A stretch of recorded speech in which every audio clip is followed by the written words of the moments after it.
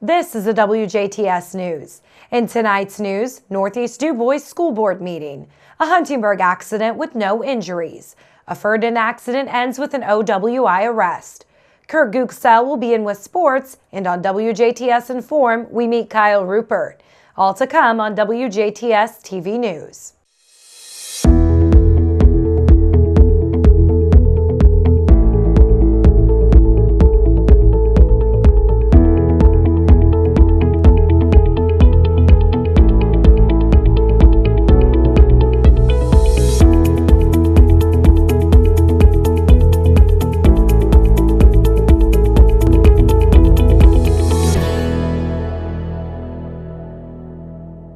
Good evening, I'm Jenna Schaffer with the news.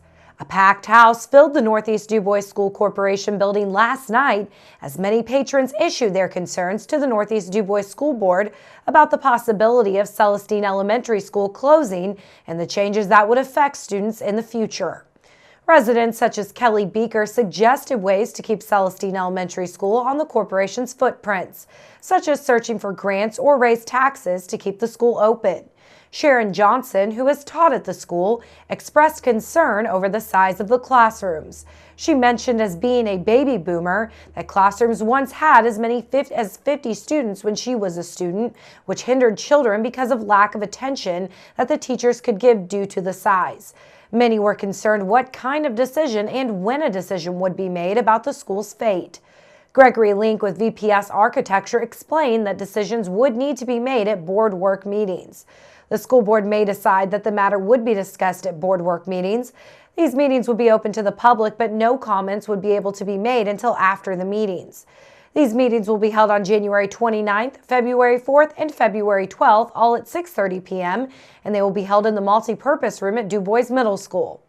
Other items discussed include Superintendent Bill Hoaxang's approval of the resolution to transfer $54,000 monthly after the deposit of the basic grant from the Education Fund to the Operation Fund.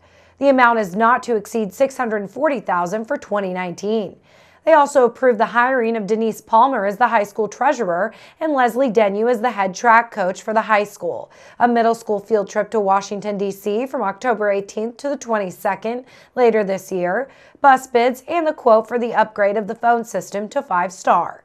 Finally, it was noted that it has been 50 years since Northeast DuBois School Corporation was established, and since that time, Art Nordoff Jr. has served as the board's attorney. Nordoff was honored with a plaque by the school board for his service to the corporation. No one was injured despite one vehicle rolling over onto its side and its rear window having to be broken out in order to remove its driver after a two-vehicle accident Tuesday afternoon in Huntingburg. Around 2:15 p.m. yesterday, Huntingburg police say a pickup driven by 80-year-old Donald Patberg of Huntingburg was headed north on Jackson Street, while an SUV driven by 60-year-old Louis Crone Jr., also of Huntingburg, was headed west on 10th.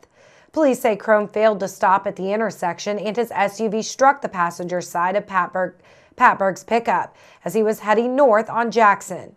The impact caused Patberg's pickup to turn over onto its driver's side in the intersection. Officers were forced to bust out the rear window of Patberg's truck in order to free him from the vehicle.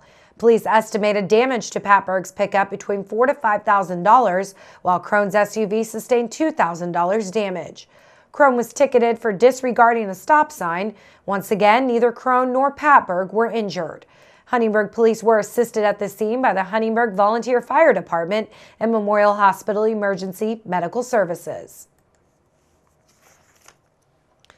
A Ferdinand man was arrested on an OWI charge after his involvement in a two-vehicle accident Monday evening on Ferdinand's south side in which a passenger in his vehicle was injured.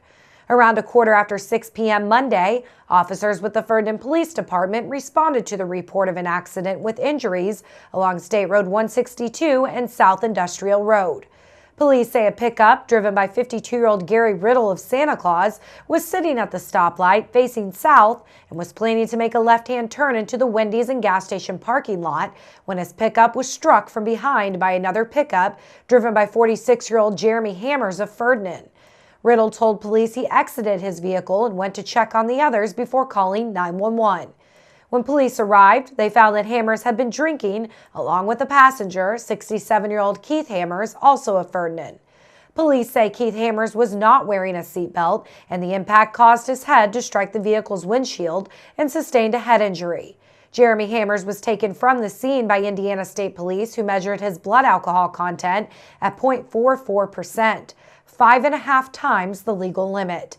Damage to Riddle's pickup was set at $2,500, while police estimated damage to Hammers' vehicle at $1,000. Jeremy Hammers was taken to and booked into the DuBois County Security Center in Jasper on a felony count of operating while intoxicated with a prior and operating a motor vehicle while intoxicated endangerment. Ferdinand police were assisted at the scene by the Indiana State Police, the Ferdinand Fire Department, and Memorial Hospital Emergency Medical Services. The Jasper Chamber of Commerce, Vincennes University Jasper, and the Rotary Club of Jasper will present DuBois County 2018, the Year in Review, Thursday, January 24th at the Vincennes University Jasper Campus, Center for Technology, Innovation, and Manufacturing Building. The program will run from 11:30 a.m. till 1 p.m.